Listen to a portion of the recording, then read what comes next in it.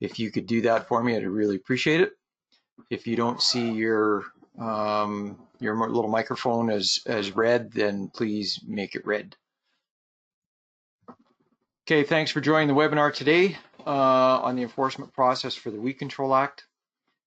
It's unfortunate that we weren't able to hold our annual weed inspector training clinic this year, but our hope is that this will at least provide some help to those that are new weed inspectors or experienced weed inspectors that just need a bit of a refresher.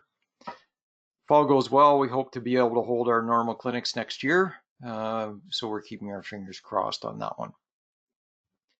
I'd like to thank the SARM plant health officers for initiating this webinar and helping to promote it with RMs and weed inspectors.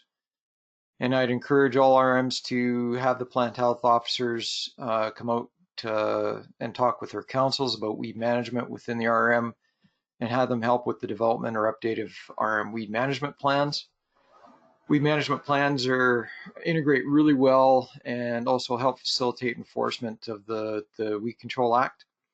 By making the weed management plan readily available for all ratepayers to see, it lets the ratepayers know where the RM is headed, which weeds are priorities, and sets the level of expectations for ratepayers as well.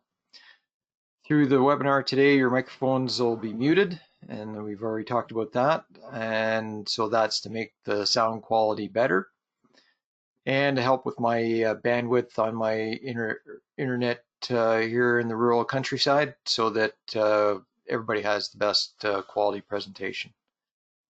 If you have a question through the webinar, use the chat area and type your question in there.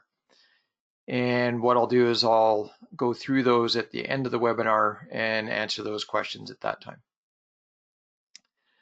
The webinar is also being recorded and will be posted on the SARM website for future viewing.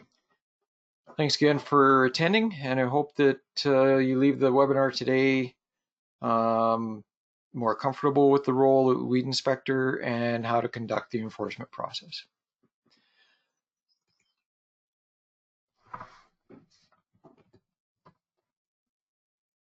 So to start out, we'll kind of do a little bit of a background on the legislation.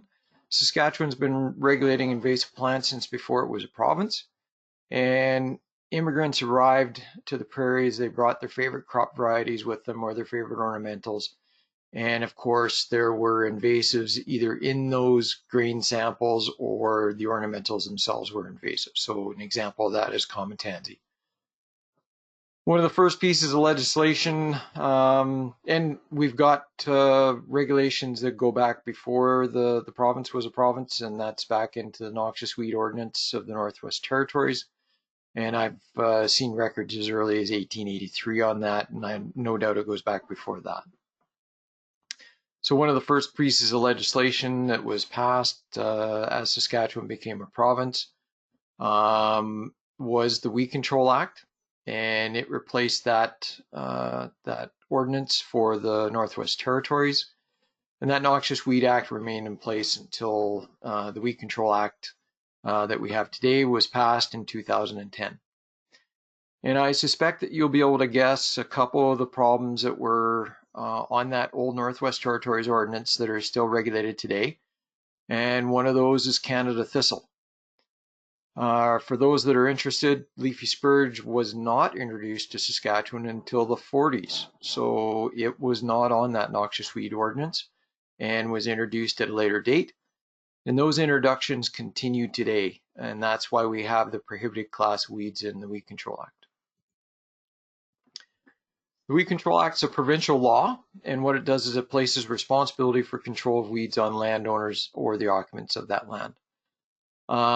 There is no provision in the legislation that binds the Crown or the government to this legislation, but the government is working on a process to look at how they can be more participatory in this process and make sure that they're living up to their obligations under the legislation, just like any other landowner.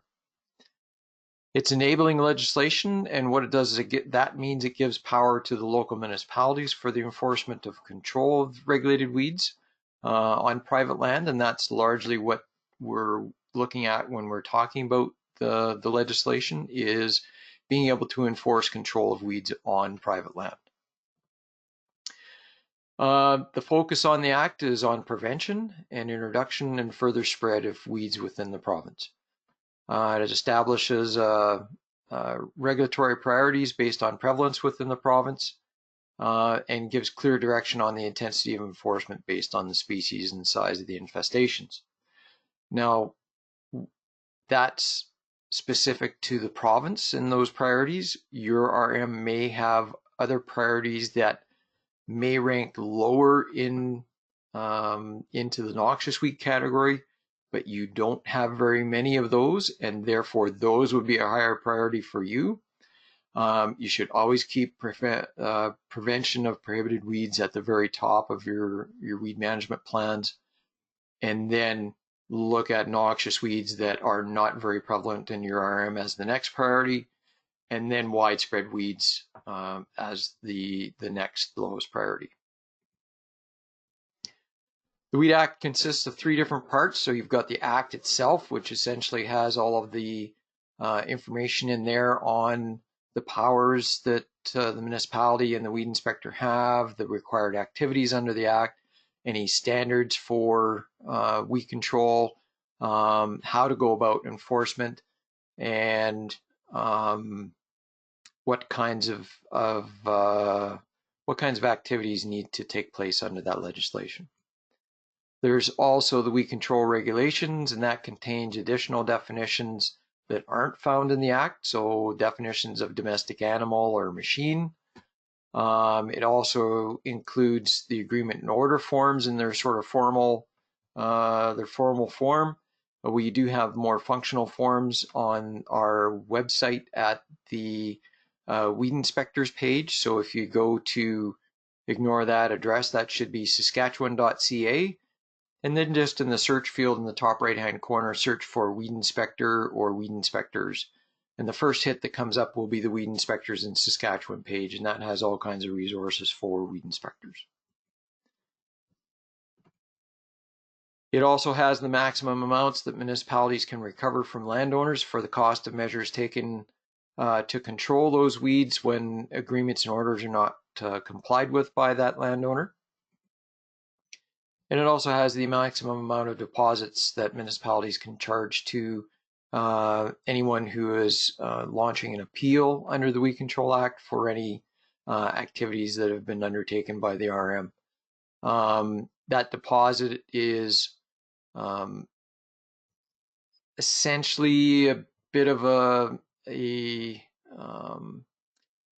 little bit of a hassle to make it so that you don't get too many frivolous appeals, but you have to remember that that money will be returned to the appellant if their appeal is upheld. So it's not just sort of completely money out the window, but it's something to just kind of make it so that everybody doesn't just flood the RM with appeals. And it also has additional means of service under the Act.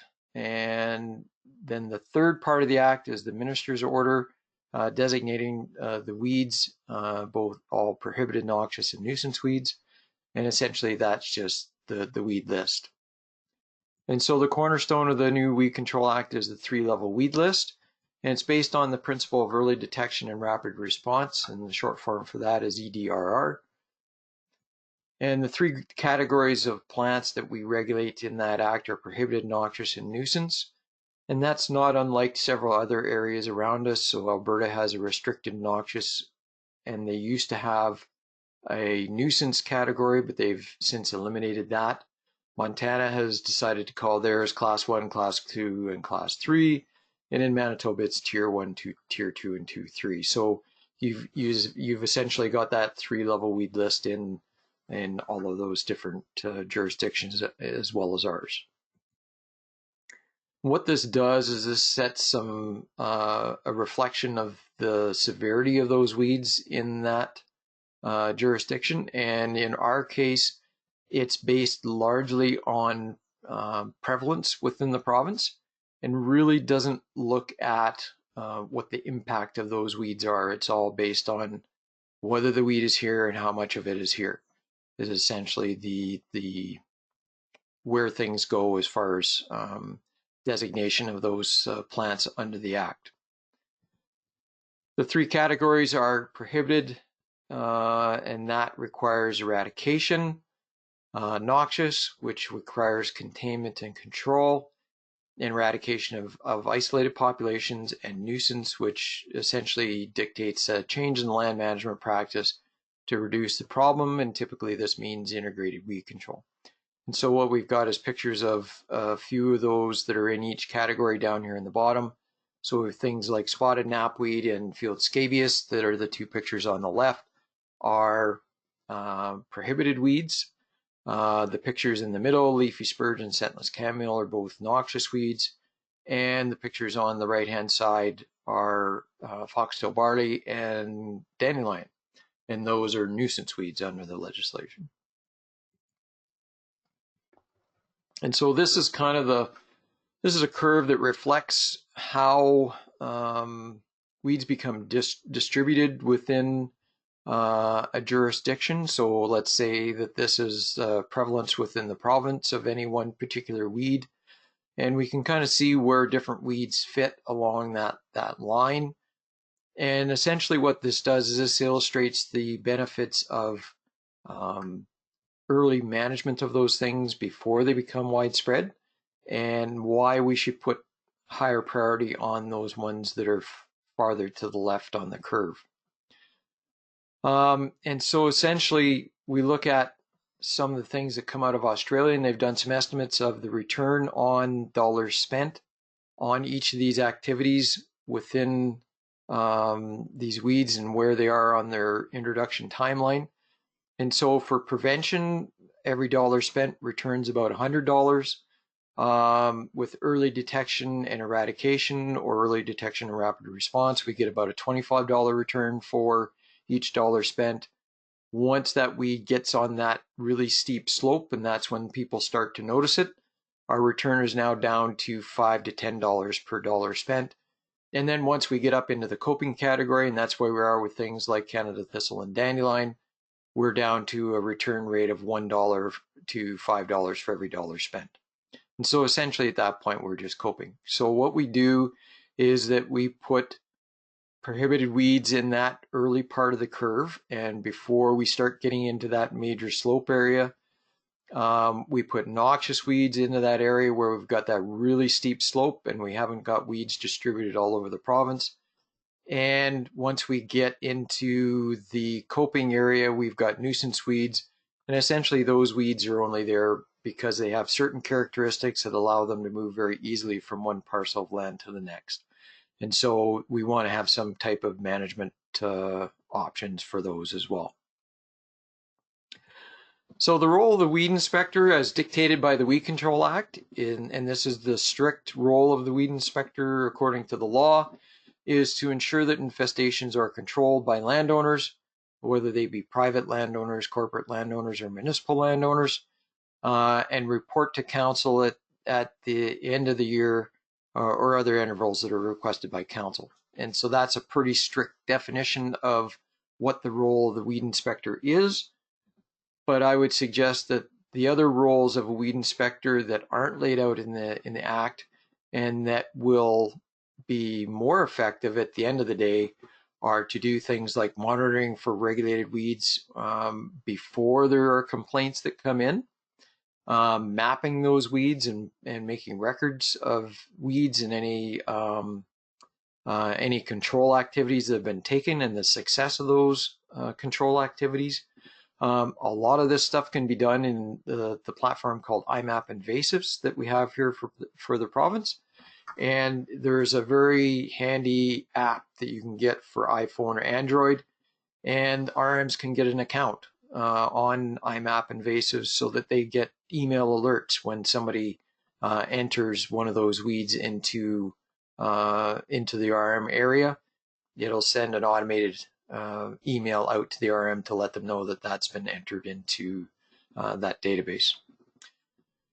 And we want to participate in biocontrol activities wherever they fit into the overall weed management plan. And sometimes when we have weeds that are fairly widespread, biocontrol is probably the best way to approach that. And then also to advise the administration and council on issues in the RM. Being a weed inspector is not being the pesticide applicator. Being a weed inspector does not qualify you to apply herbicides. In order to apply herbicides, you need to have a pesticide applicator's license. And the way that you would go about that is to get in contact with SAS Polytech, take the training that they have at SAS Polytech for the training for a pesticide applicator. Probably one of the better classes for a weed inspector would be the industrial class, and that allows you to apply on roadsides and things like that. Then you would take that certificate you get from SAS Polytech upon successful completion of the test and provide that to our branch and our pesticide licensing group, and they, along with the $50, and they will issue you a license for your application of pesticides. So sometimes, though, an applicator's license with a weed inspector can be seen as a conflict of interest because there's some feeling that that weed inspector may be trying to drum up business for the pesticide applicator business. The way that you can kind of get around that suspicion is to just indicate to the person that you're enforcing the Weed Control Act on that there's an option, and you will get some other applicator to do any applications that are required on their land, or they're welcome to hire anyone that they want to get it done on a timely basis. And also keep in mind that the weed inspector does, and in this case, a lot of times pest control officers kind of fall into this trap as well, is that they kind of get a little bit too big for their britches. Keep in mind that you're not the boss of everybody. And so it does not give you the authority to carry any weapons, or, as I heard on the chit chat before the session, release any dogs on anybody. So no scary dogs taken with you to intimidate people. That's not your role. It doesn't authorize you to detain anyone, and it doesn't authorize you to destroy property. So you have to kind of keep those things in mind as well. So to be a weed inspector, you need to be appointed by your municipality prior to conducting any enforcement. If you aren't appointed by your municipality, then you are not authorized to do any enforcement. And so that would be grounds for an appeal under the legislation. So essentially your RM sends a notice of appointment to our executive director of Crops and Irrigation Branch in the Ministry of Agriculture, and the address is pretty obvious there. We do take faxes at the number listed there. And the thing that we've been doing a lot of this year because of the COVID-19 situation is using email as a way to move appointments into us and appointment acknowledgements back out to RMs. Crops and Irrigation Branch typically will issue a weed inspector identification card, although we're not doing that in 2020 due to the COVID-19. And the municipality will appear on the Weed Inspectors in Saskatchewan page. There are maps there to show who has weed inspectors and who doesn't. So this is the map that was produced here a day or two ago. And so this is as current as it gets right now. So if you're on this map and your RM is white, that means that your RM has not submitted an appointment request to the ministry to have you appointed as a weed inspector.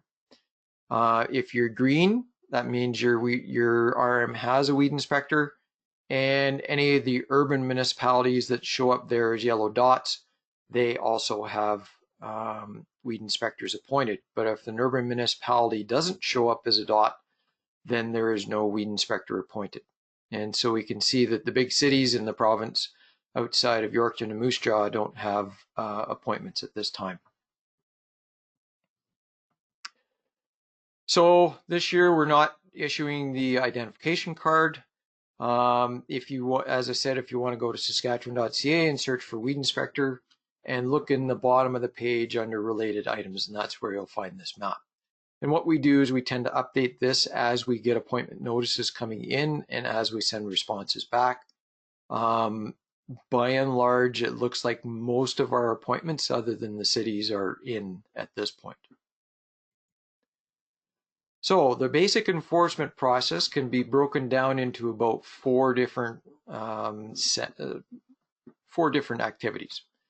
You essentially have your investigation and discovery process, your agreement and order process, follow-up, and then the reporting process.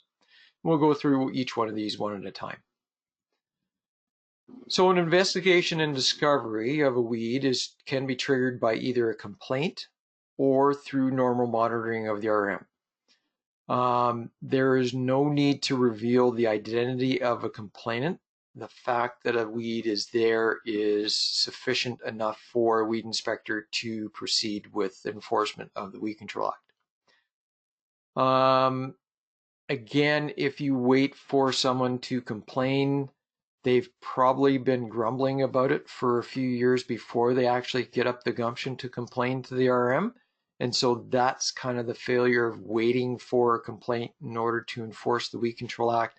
The better process is to be out looking for these things actively, both in the ditches of the RM and on the private land as you're moving through the RM. Then you do a bit of a background check and you find out information from the complainant as to where these weeds are located and figure out where the landowner or occupant lives. Then you would go to the location, enter the land if you're able, and confirm the weed ID. If the land access is restricted somehow, so by a fence or by a gate of some kind, there is a provision in the Act that says that the owner-operator of that land needs to give you a reasonable obligation or reasonable opportunity to inspect that land for regulated weeds. So if you're in doubt about the ID of the weed and you're not entirely sure if it's what it's supposed to be, keep in mind that the Saskatchewan Ag Crop Protection Lab has a free weed ID service for weed inspectors. And so what you would do is just send that through to the Crop Protection Lab and indicate that you're a weed inspector on that submission form and submit that and we'll get an identification back to you hopefully within a week or so. I would say a week is probably good timing for what you'll get that back. If you take photographs of the weed and you're collecting evidence on what's going on at that location, if you send those photographs to me in an email, I can often look at those and determine the identification of the weed. Sometimes I can't over pictures, and sometimes it takes very detailed features of the plant in order to figure out what it is. In those cases, you would just send it into the lab. So you want to make sure that you're taking photographs of the site to document that the weeds are there. You may want to take samples of the weeds and press them between a couple of pieces of plywood and using clamps. And essentially what you do is you put them in between pieces of newsprint and then put the clamps on them with the plywood and flatten them out. So that what happens is that if you collect plants and you don't do this, they tend to curl up as they wilt, and so we lose the shape of leaves and the features that are on those plants. So pressing plants is actually a good process to be able to submit plants to the lab for identification. And then you approach the owner or occupant of the land with the intent to develop an agreement. And if the owner or occupant tries to deflect by saying, well, I'll take care of that tomorrow, the sprayer's coming Wednesday, then the response to them is that, well, if that's the case, then there should be no problem with completing this agreement. And if they balk then you know that they've just lied to you and that you are dealing with somebody that's going to be a bit on the difficult side. and more important that they enter into the agreement at that point. You are obligated to approach the landowner at first with the intent of negotiating an agreement. You can't just jump right to an order. And essentially, the agreement is a bilateral contract between the owner and the occupant and the weed inspector. And when is an order necessary? Well, orders and agreements are roughly the same thing. The only difference is that there's one signature on an order, which is the weed inspector's, and there's two signatures on the agreement form, and essentially they're identical other than that. When you use an order is when the owner or occupant refuses to negotiate an agreement. If the weed inspector goes to that person's residence on two separate times on two separate days, and the caveat here is when you would expect to find them at home, not wait at the end of the driveway until they drive away and then drive in and knock on the door, or the owner occupant does not live in the municipality. And for any city weed inspectors that might be listening in, you only need to visit once. It's just in the rural municipalities that you need to visit twice on two separate days.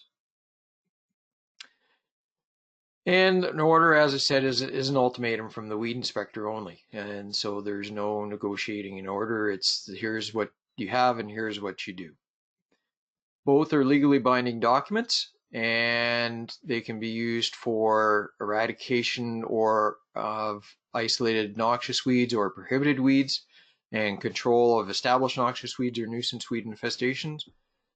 They can be used for permits or prohibition of transport of contaminated machines, prohibition of purchase or sale or movement of contaminated materials or machines, and prohibition of seeding under the situation where you may have isolated noxious weeds or prohibited weeds. You want to make sure that you're providing more detail on these things rather than less. You can consult with ministry publications that we have on weed control for any control measures to include on there. You can consult with myself as the weed specialist or a regional specialist or other professional agrologists qualified to make control recommendations for options for control.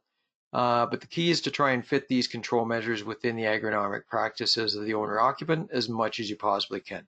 Sometimes this isn't going to be possible, but by and large, we should try and make that effort in order to get better buy-in from those folks that are being enforced on. So an order is considered served after 5 business days after it being,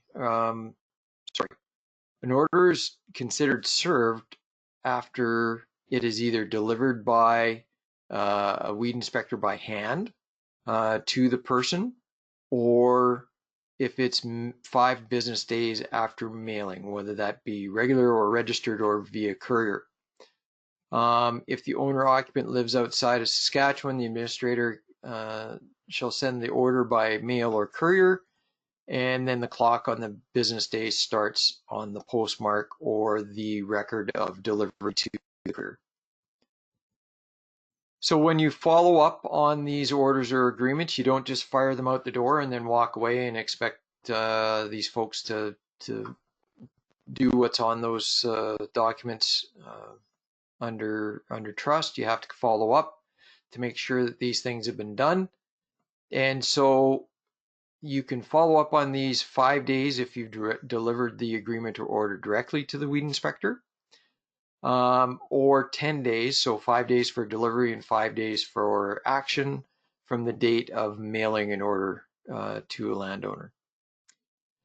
And if these things are not carried out to the satisfaction of the weed inspector, then you find somebody to get on that land and conduct those control measures on that parcel of land, and then the municipality can take that bill from that contractor and charge the landowner for that on their taxes. And so the rates for that we find in the regulations are for parcels that are essentially urban parcels of less than a quarter of a hectare or 0.6 acres, is a $400 flat rate. And for parcels greater than a quarter hectare, it's $1,250 per hectare or part of a hectare, to a maximum of $10,000 per quarter section. So if we take that 1,250 and divide by 2.2, we're looking at roughly $500 per acre is essentially the upward limit that we have for costs for weed control.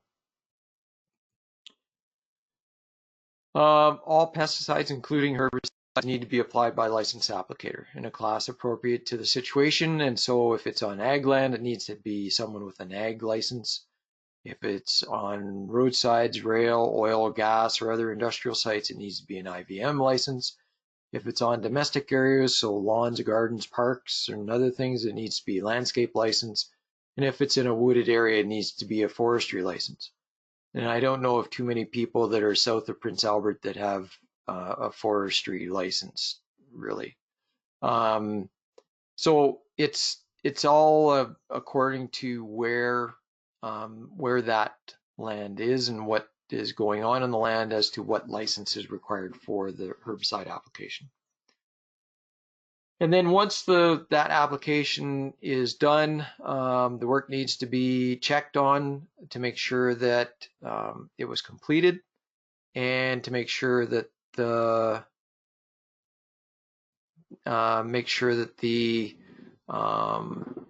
application was effective. And then essentially a counselor would go out and certify that that was the case, and that's included on a statement on the tax return. The weed inspector needs to report annually to the municipality. Essentially what they do is they report to the administrator by November 1st of each year, and then once that happens, the administrator forwards a copy of that report to the Ministry of Agriculture by the end of the calendar year. And in theory, the report would include copies of all orders and agreements issued in that year. And if you've been really active and you've done a lot, then a summary of that activity would be sufficient. And that's something that we would often expect from cities or larger towns. There is a weekly report form that can be sent out to anybody that wants it, so that municipalities can take advantage of more frequent reporting than just annual, and put that requirement on their weed inspectors.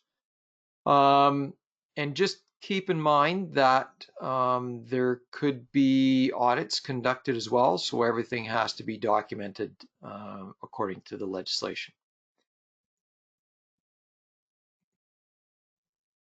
So good things to include on a weed inspector report are general notes about what's going on in the RM with respect to weeds, and not necessarily just the prohibited, noxious, and nuisance ones. You could be talking about new weeds that are around that you haven't seen before. Sometimes these are native plants that just kind of pop up because the conditions are right, but it's better to be safe than sorry, and so that we know what new weeds are starting to crop up in the province so that we can get them on the legislation. Maps with overviews of weeds, and if you're entering them into IMAP invasives, just let us know that in the report. Notes on programs that are underway at the municipal level. Notes on any activities that have been organized. Again, you're reporting back to the RM on this, and we're just kind of getting that for our leisure. And students to pick weeds, and what weeds were they that they were picking. Then we don't want to see in these reports timesheets. You can report that to the RM, but that's not something that the RM needs to forward on to the province. We don't need to see identical reports for each of 6 inspectors. And that's often what we will find if we have counselors that are appointed as weed inspectors. We get 6 reports that all have the same information on them. It would be really helpful if we just summarize that into one report. And just keep in mind that there is no such thing as no noxious weeds in our RM. If someone puts no noxious weeds on their annual report, I know immediately that they're not a competent weed inspector, and it means that they haven't read the law that they're enforcing. It means that they don't know what weeds they're looking for, or it means that they don't care, or are a figurehead weed inspector that's just being put in place so that the RM can take advantage of the SARM program.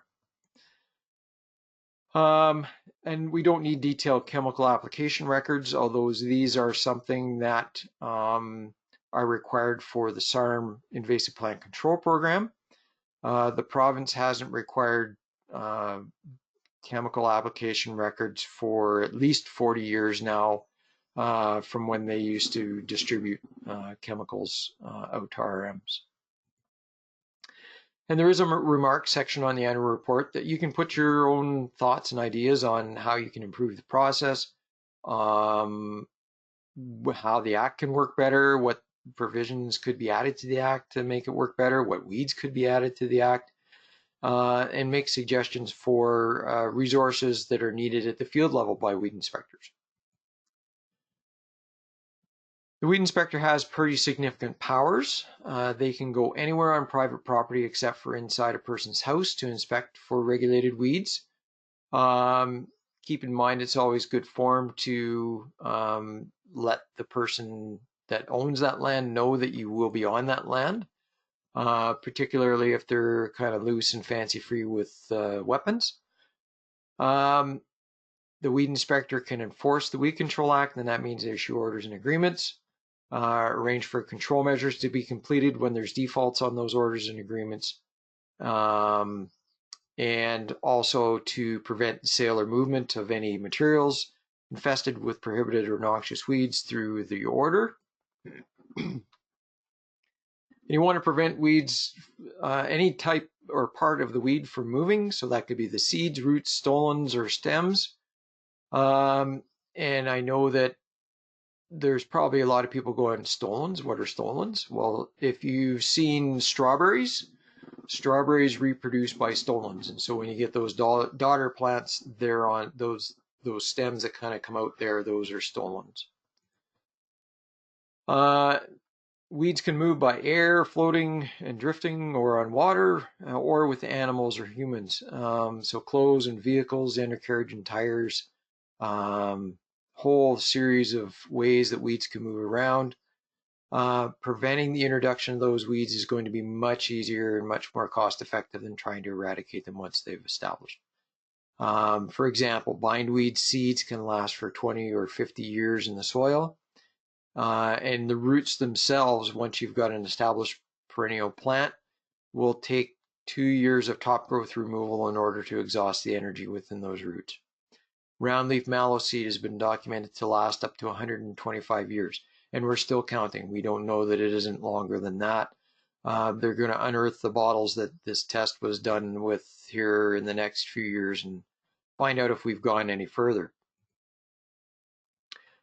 There are also some fairly important provisions in the Weed Control Act about movement of materials. So Section 31 talks about prohibiting the movement of material, and certified seed is an exception because it has its own regulatory process, and on any material. So any material or any machines.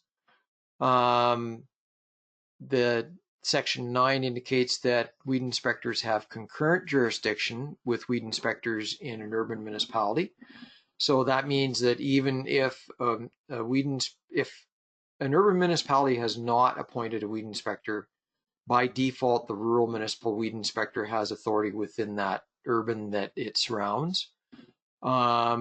If the urban municipality has appointed a weed inspector, that means that both the urban municipality weed inspector and the rural municipality weed inspector have joint jurisdiction. And so essentially for any facilities that you would see lots of movement from the urban into the rural municipality, that's where the rural weed inspector should focus their activities. And as far as management of screenings, we've had a few situations around the province where screenings have been a problem for moving weeds onto land where they don't belong. And essentially there is a provision in the Act that says that screenings should not be left uncovered for more than 5 days so that they can blow or spread. And so if you've got situations like that, you can issue permits for the removal of screenings from an elevator back to a parcel of land in order to limit the amount that they're spreading around. Keep in mind, farmers can collect their own screenings and move them back to their own land as long as they take preventative measures while they're being transported. I would suggest that it's quite a challenge now with the way that elevators work for farmers to get back their own screenings. So that's a bit of an archaic clause in the legislation at present. Maybe something that we want to look at dealing with in the future. Each grain handling facility needs to have the provision that's in section 25 posted obviously in their facility, so that when somebody comes in, they can read that very clearly and know that they need a permit to move screenings from an elevator.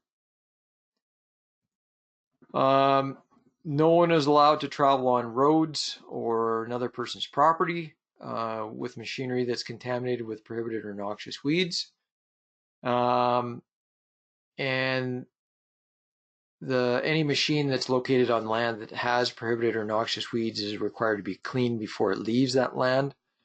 And that's to prevent the movement of those things from that land to other land or en route. And so the weed inspector can prohibit movement of that machine until it's cleaned to their satisfaction. Tarping bylaw is something that is probably underutilized by RMs. In order for someone to be required to cover up their either load of hay or load of grain where you may have weeds moving and spreading around the roadsides, there has to be a bylaw passed by the municipality. And so the bylaw can indicate what ways that they prevent those things from moving around.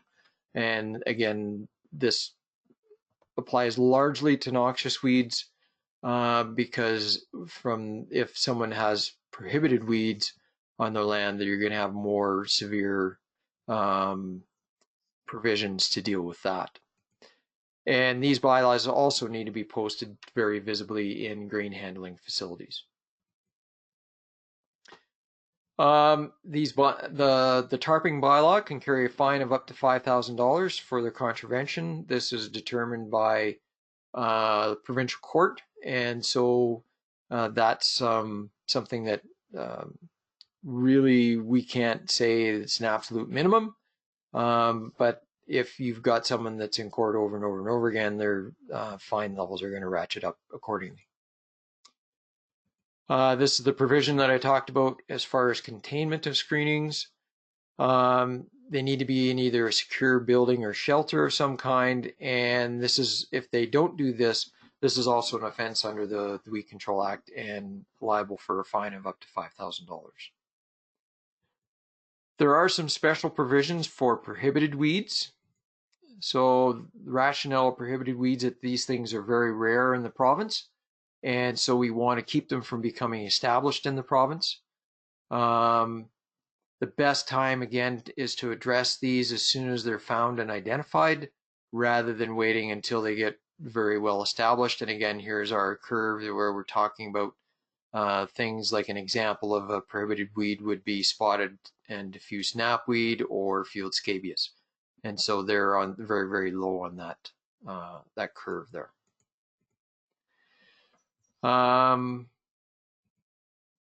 And this kind of concept fits well in the early detection and rapid response, and it's also referred to sometimes as early detection and eradication.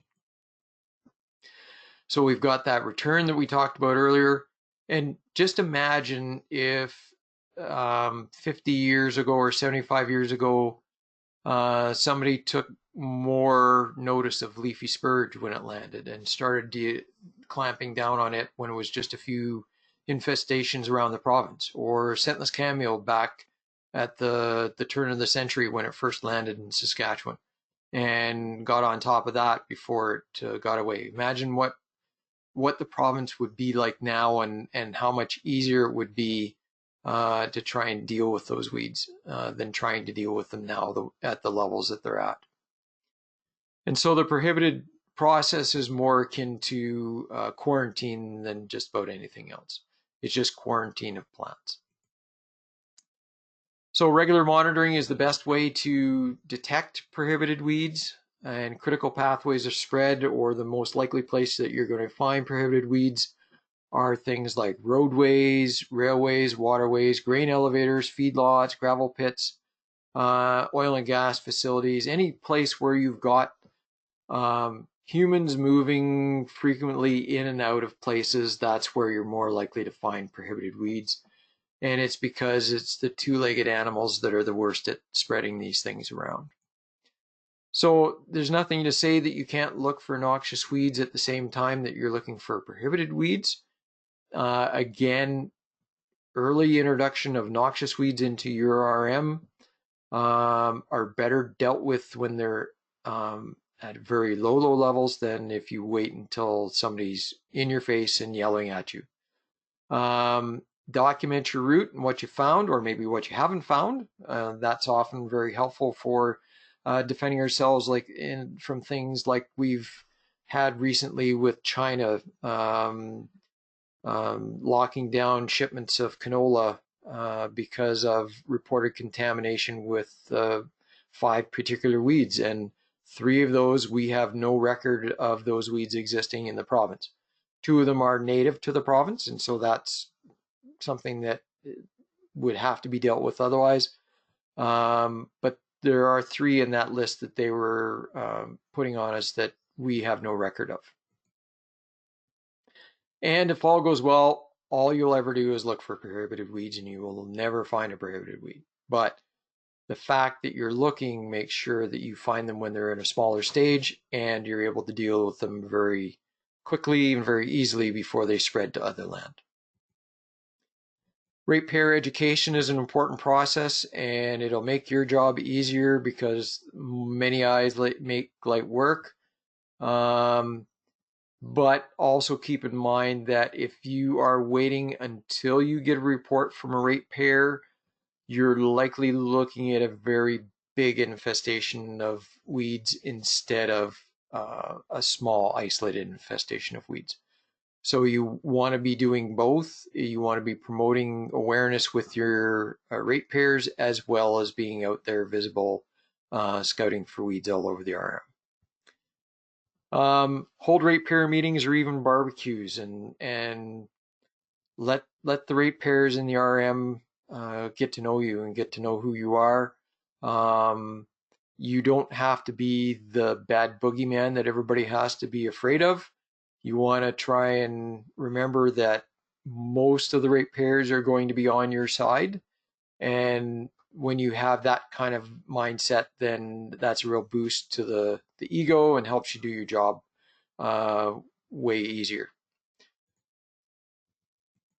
So when you find a prohibited weed, or think you've found a prohibited weed, what you want to do is notify the municipal office, but definitely notify the landowner, and also notify Crops and Irrigation Branch, and that would more than likely be myself.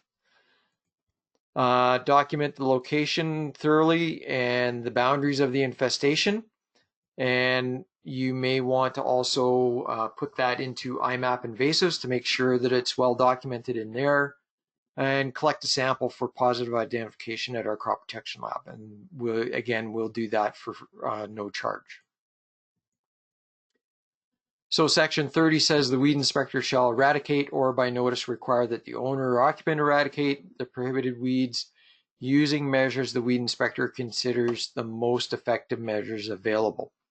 And where you would get that information from would be from the weed specialist for the province or from me. This isn't a situation where good enough counts. This is something where we want to be on these plants, and we want to be taking care of them and addressing them very quickly before they move on to other lands. So complacency in this case is probably the worst thing that we can have.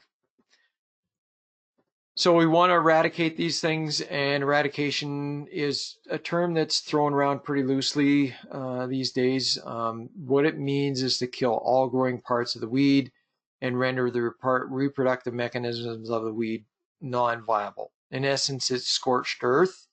So you want to make sure that you are continuing to monitor that site to make sure that any plant of that species that pops its head up above the ground gets dealt with the most aggressive measure you can take.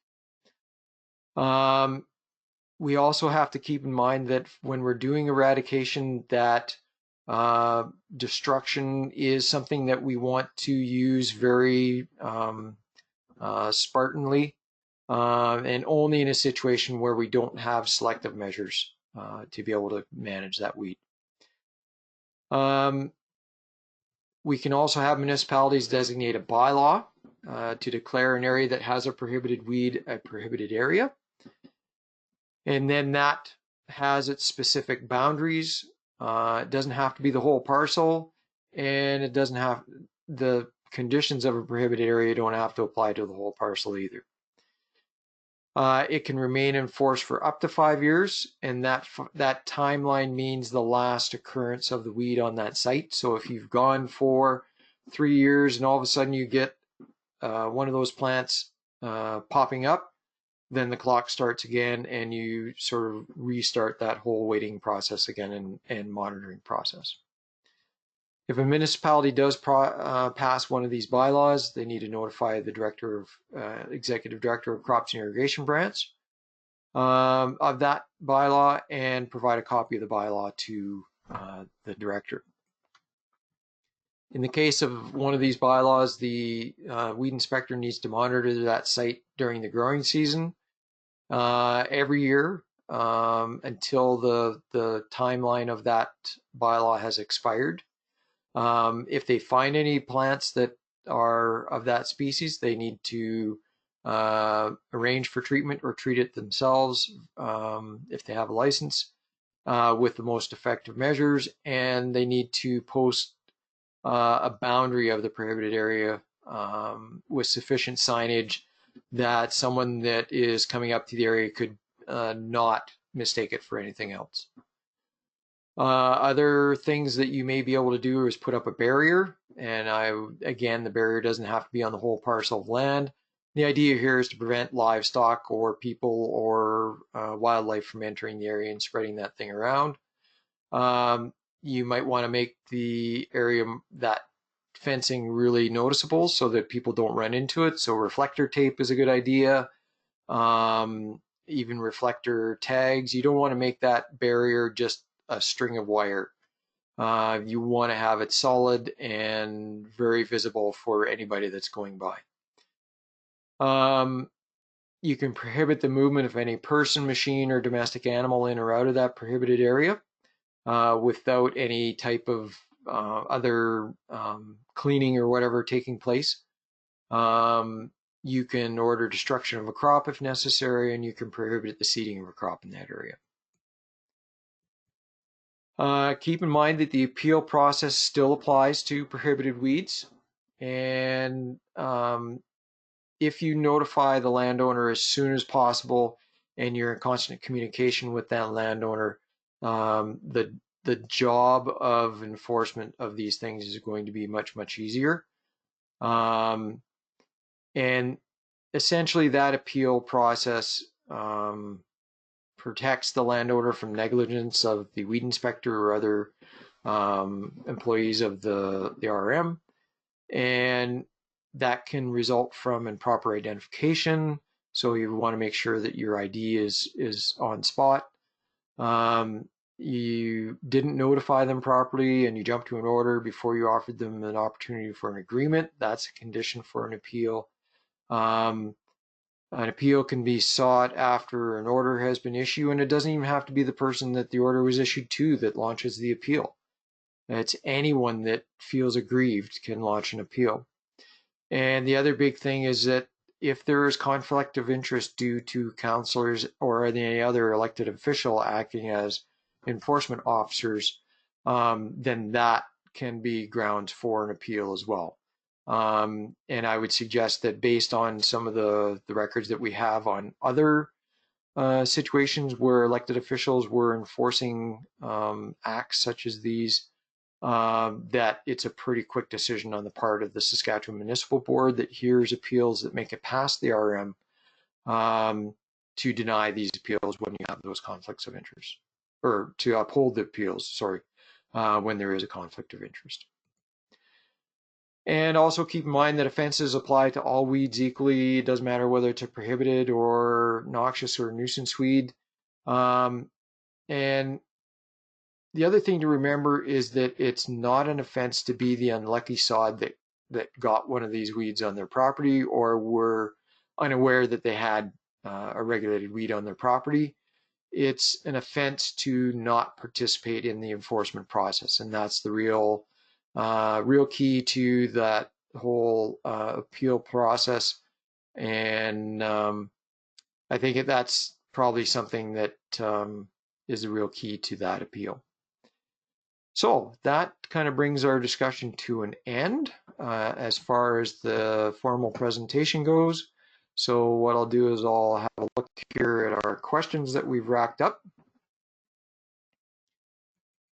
Okay.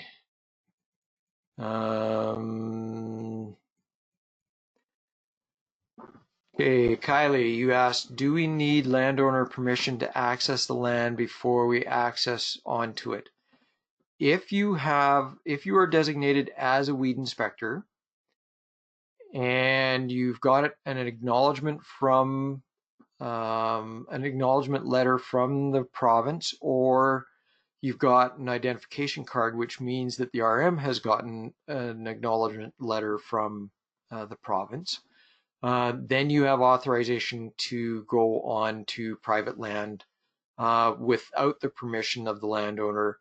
But as I say, it's important to always keep lines of communication open. And this is an important question when it comes to some of the new provisions under the Trespass Act.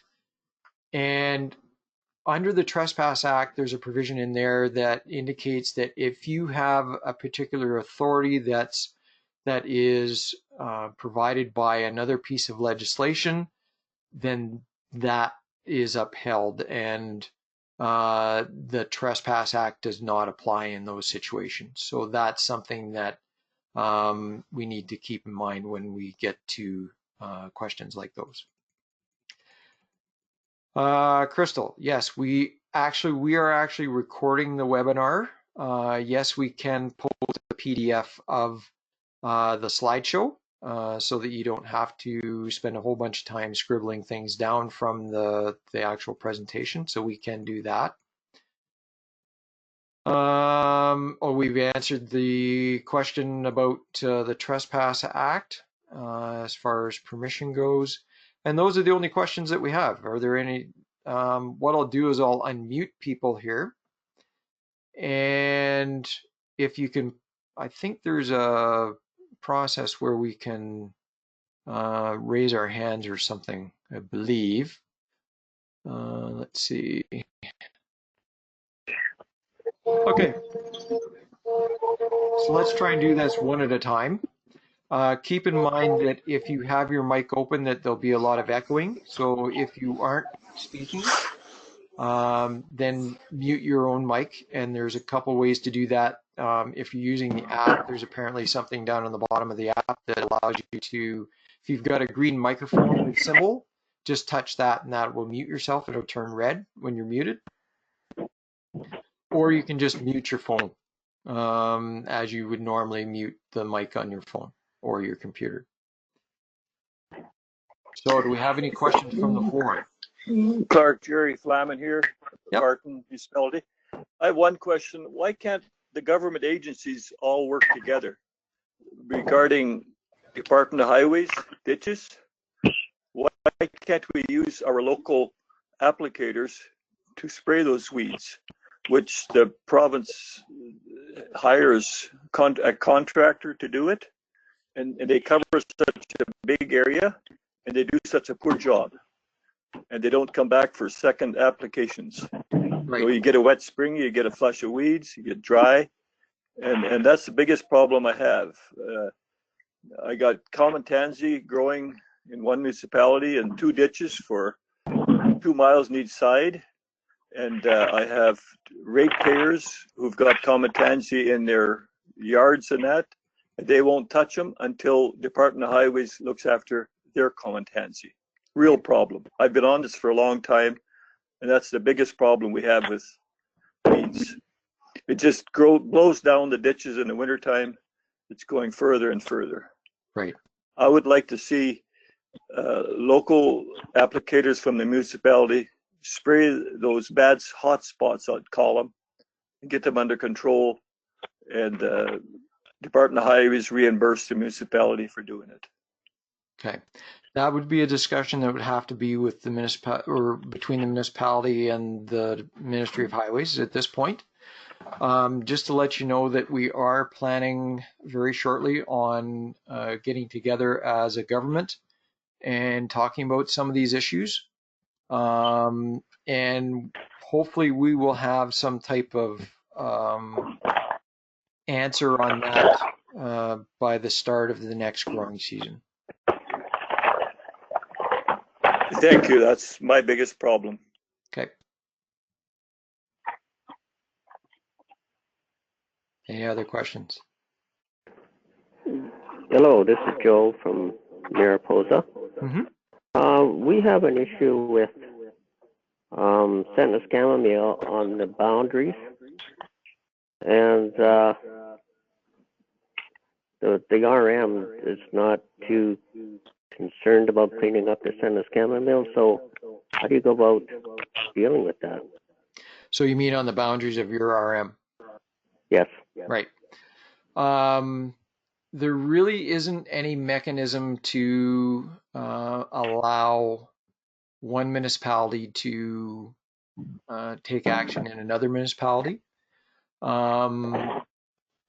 Maybe what could happen is that if these concerns could be communicated to SARM, and maybe also through the plant health officers, to allow them to work with that other municipality. But there's no mechanism within the legislation to allow that.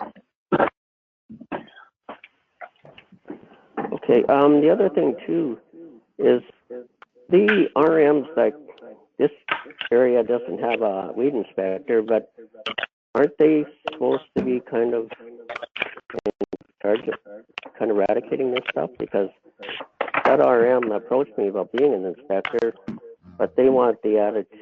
They have the attitude is that you take all the heat. We don't want anything to do with it. The RM, you mean? Yeah.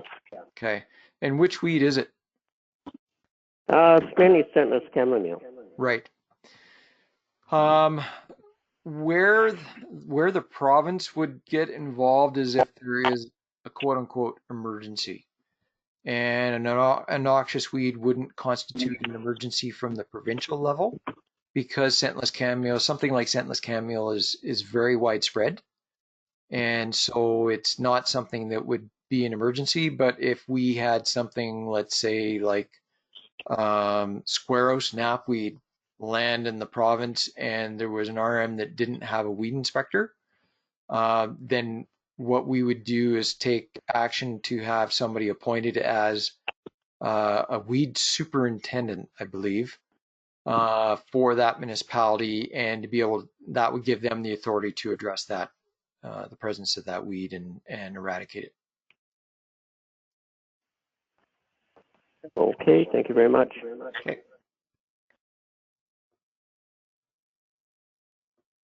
Any other questions?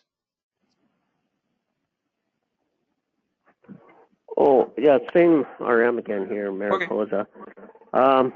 I discovered last year that we have some common tansy Right. in a couple of spots. Now, what does a person do to let people know or whatever, go about getting it under control? That would be your role as the weed inspector, and you could work in conjunction with your municipal administrator in order to raise awareness through say things like tax notices and things like that, just to let people know that that plant is in the municipality and that you will be taking enforcement actions on it. If it's on private land, you have the authority to go onto that private land, talk with that landowner, try and get an agreement process in place in order for them to control the plant. If they're not up to that, then you can issue an order, and then control measures take place on that land whether they want it to or not, and you put the cost of that weed control back on the taxes.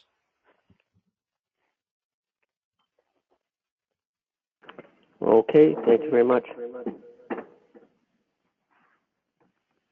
Any other questions? Gerald Flamin here, Clark. As the weed inspector, if we drive through the province and we see weeds in other municipalities, do we have the right to inform that RM what they have, like common tansy, leafy spurge, hound's tongue? If we see that in the ditch or in a farmer's yard or field, do we have a right to notify that RM that it's there? I think you have Which more I than see a lot of. I think you have more than a right. I think you have an obligation to do that. Okay. You could do that in different ways. You could approach the RM directly, or you could use the IMAP Invasives app to put a pin on a map about that, and then if that RM is subscribed to IMAP Invasives, they'll get an email that you put that into their RM. Oh, I see. Okay. Yeah. So there's a few What ways about to do milkweed? that. Milkweed What about milkweed? What about it? Like 22 Highway east of Grayson, there's a stretch there about 300 feet long, solid on the side of the ditch. It's a nice plant. Yep. Don't the monarch butterflies want it? Yes, and it's not a regulated species. The weed. It's a native plant, and it's not regulated by the Weed Control Act. Oh, it's not a prohibited weed? No. No, it's a native plant. Okay. There are Why is it on the weed list? Whose weed list? I'm sure I've seen it on ours, on the one there. Is milkweed on there? I would suggest that you haven't looked at the list in about 20 years there, Gerald, because I was involved in removing that when I first landed as a weed specialist. Oh, okay. So it's time to look at the weed That's list good to know. again. Yeah, okay. Thank you on that. Milkweed has a white nectar, right? It has you white break it. sap, yeah. Yeah, it has latex sap. Will that burn your fingers like leafy spurge? It's not as bad. It will cause a little bit of irritation, like a little bit of rash, but it won't. It will. It's not as Okay. dramatic as spurge is. Yeah. Okay, good. Thank you on that. You're very welcome. Any other questions?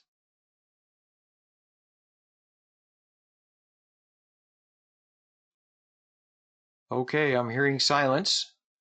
So thank you very much for being involved in the webinar today. I appreciate you taking the time to be on the webinar with us today. Hopefully you got something out of it. Hopefully this helps you with your endeavors to keep weeds at bay within your RM. And again, if you have any questions, feel free to contact myself or contact the plant health officers that are recruited by SARM and work for SARM under the Canadian Agriculture Program. And that's a wrap for today.